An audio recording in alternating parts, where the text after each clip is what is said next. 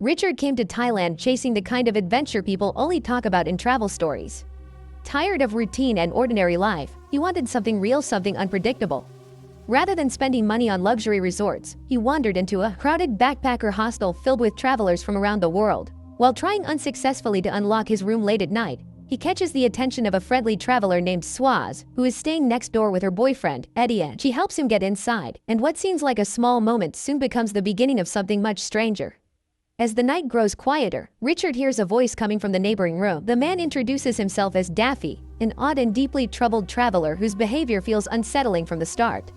Despite his unstable appearance, Daffy speaks passionately about a hidden island unknown to ordinary tourists, a secret paradise. Surrounded by clear blue water and untouched beaches where only a few people have ever gone, Richard assumes the man is simply delusional and eventually ignores the conversation. But the following morning changes everything. Hanging on his door is a carefully drawn map. Shocked and confused, Richard rushes to Daffy's room, only to discover that the man has committed suicide during the night. After dealing with a police investigation, Richard shares the mysterious map with two French travelers staying nearby, Francois and Etienne. Instead of reacting with fear, they become fascinated by the possibility that Daffy's story might actually be true. To them, the hidden island represents freedom from crowded tourist destinations and the chance to experience something untouched by the modern world. Driven by curiosity, the three travelers begin a long journey across Thailand, traveling hundreds of miles through buses, ferries, and small coastal towns before finally reaching a distant beach. There, Etienne reveals an important detail. The island lies inside a protected national park where tourists are forbidden to enter. The only possible way to reach it is by secretly swimming from a nearby island without being caught. Before taking the final risk, Richard spends one more night in another rundown hostel. Exhausted from the journey, he reaches his room only to realize he cannot get inside, not because the lock is broken this time, but because he has accidentally lost his key once again. Unable to get back into his room, Richard ends up meeting two surfer travelers staying next door who invite him to spend the evening with them.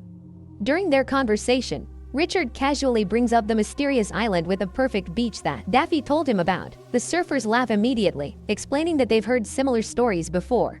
Rumors about a hidden paradise with glowing water and untouched white sand. To them, it sounds like nothing more than another travel myth passed around by backpackers. The next morning, Richard quietly leaves before the surfers wake up, but before going, he secretly leaves behind a copy of the map. Not long after, Richard, Francois, and Etienne board another boat heading toward the final island near their destination. As night falls, the three of them set up camp and prepare for the dangerous journey ahead. Later that night, Richard suddenly wakes up and notices Francois standing outside, taking photographs of the sky filled with countless stars. As they stare into the endless darkness above them, Richard begins speaking philosophically, wondering if, somewhere in the vast universe, there could be another world exactly like theirs. The following morning, the trio stands at the edge of the island, staring out at the open ocean while trying to judge how far they will need to swim. If the hidden island is too far away, they may never survive the journey. Fear and uncertainty begin creeping in, but Richard suddenly breaks the silence. If we don't try, we'll never know. Without waiting for a response, he dives straight into the water. After a long and exhausting swim through the open sea, the three travelers finally arrive at the mysterious island. But instead of discovering paradise immediately, they stumble upon something completely unexpected. As they move carefully through the area, Richard notices something strange nearby. A monkey tied to a rope sits beside a sleeping armed guard holding an AK-47. Moments later, the monkey suddenly becomes agitated and wakes the guard. Within seconds, more armed men arrive and begin searching through the plantation while Richard and the others desperately hide among the fields, trying not to be discovered. Against all odds, the group manages to escape the plantation without being noticed. Shaken by the encounter, Francois and Etienne begin questioning whether continuing the journey is worth the risk. But Richard refuses to turn back. The three continue pushing deeper through the jungle until they finally arrive at a massive waterfall hanging over the edge of a steep cliff. As they stare down at the water far below, the two men begin arguing over the safest way to climb down. Before either of them can come up with a plan, Francois suddenly leaps off the cliff without hesitation. Then her voice echoes back up as she excitedly shouts for them to follow. Fueled by adrenaline, Richard and Etienne jump as well, overwhelmed by the insane rush of the fall. But just as they recover from the excitement, they hear someone clapping behind them. A mysterious man named Kitty steps out from the jungle and calmly tells them it took him nearly an hour to build up the courage to make that same jump. Without explaining much, he offers to take them somewhere, but what they discover is far more shocking. Hidden deep within the island is an entire community, people who have chosen to live there permanently. It isn't just a hideout. It's a secret society that has existed for years. Kitty eventually introduces the newcomers to the community's leader, Sao. When Richard shows her the map Daffy left behind, Sal reveals a surprising truth. Daffy was once one of the original founders of the island community. However, over time, isolation slowly destroyed his mind and drove him insane. Sal explains that the survival of the entire community depends on one thing above all else: secrecy. She then asks them a serious question: "Did you give this map to anyone else?" Without hesitation, the three travelers claim they didn't. Satisfied with their answer, Sal throws the map directly into the fire. Later that day, the newcomers are finally taken to the hidden lagoon. The moment Richard sees it, he instantly understands why people risk everything to find this place. Crystal clear blue water stretches beneath towering cliffs, surrounding what may be the most beautiful beach he has ever seen. At that moment, Richard realizes something unbelievable. They didn't just discover rumor, they found paradise. Sal gathers the newcomers together and explains how the hidden community truly survives. Everyone on the island contributes equally. They grow their own food, build shelters together, and live almost entirely self-sufficient lives. The only time anyone leaves the island is during occasional trips back to civilization, where they secretly trade some of their homegrown weed for rice and other essential supplies. Sal also reveals an important agreement. The armed farmers operating the massive hemp plantation on the other side of the island have agreed to leave the community alone, but only under two strict conditions. No outsiders can ever be brought to the island, and nobody is allowed to interfere with their crops. As time passes, Richard slowly adapts to this strange new way of life.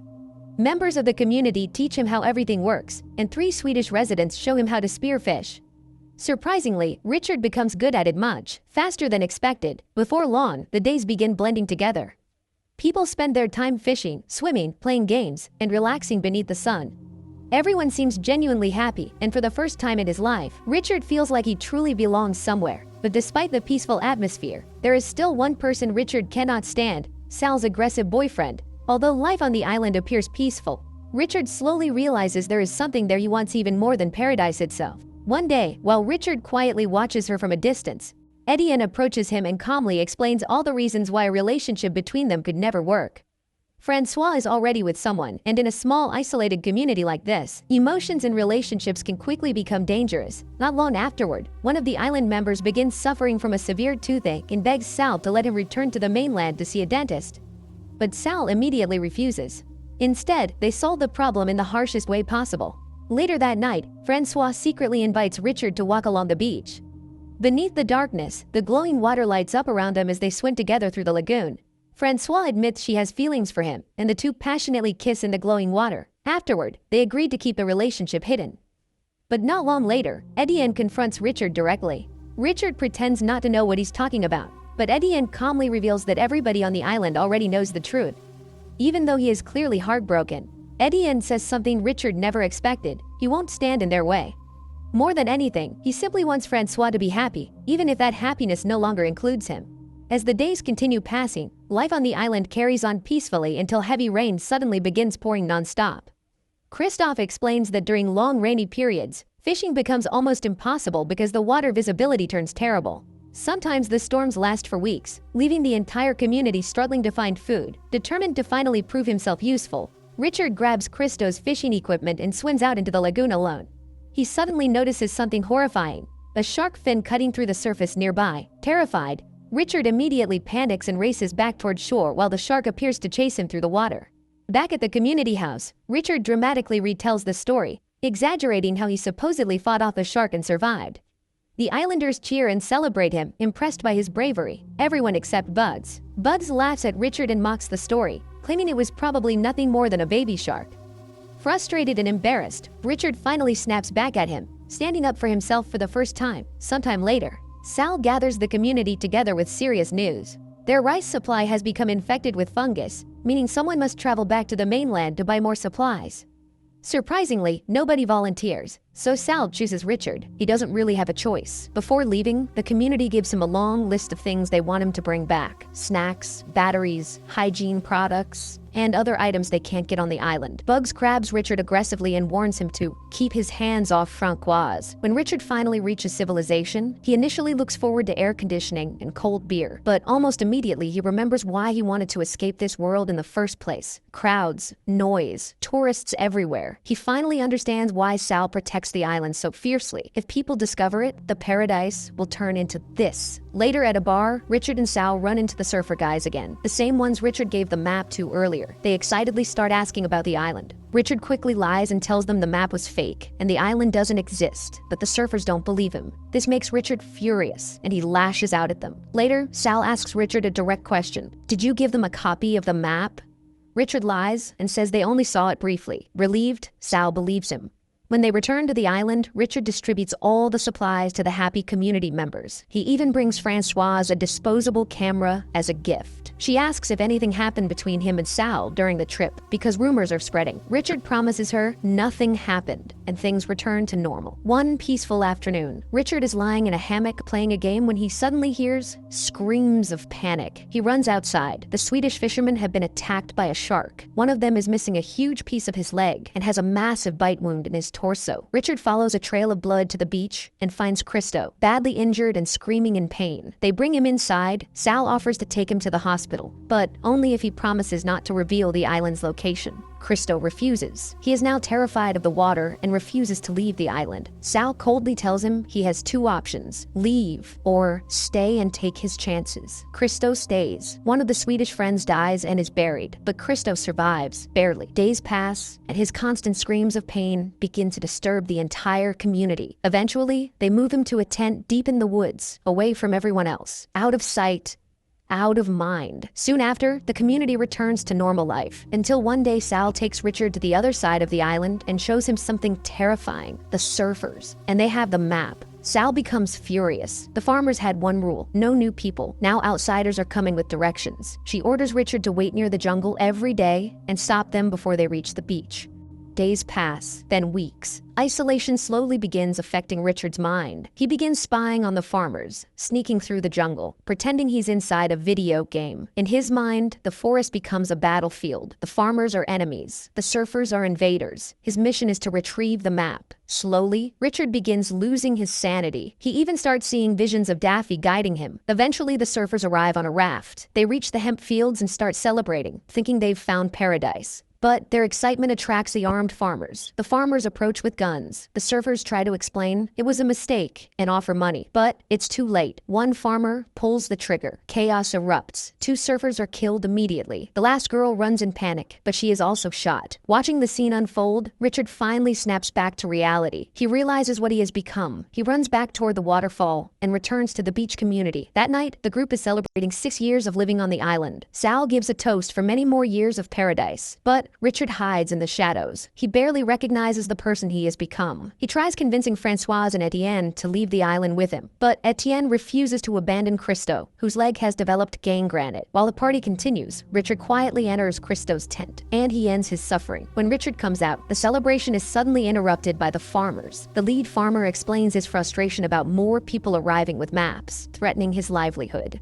He orders the entire community to leave the island. Everyone agrees, except Sal. The farmer then gives Sal a revolver with one bullet. If she wants to stay, she must kill Richard. Bugs pins Richard against a pole while Richard begs for mercy. Sal says that keeping paradise requires sacrifices. She pulls the trigger. Click. The gun was loaded with a blank. Richard bursts into laughter. The farmer smirks, realizing the community is already destroyed. Everyone leaves the island on a raft, except Sal. Sometime later, Richard is sitting in an internet cafe, checking his emails. He receives a photo from Francoise, the last group picture from the island. And Richard realizes something important. Paradise isn't a place. It's just a moment in life when you feel like you belong. And once you experience it, it stays with you forever. And with that, the story comes to an end.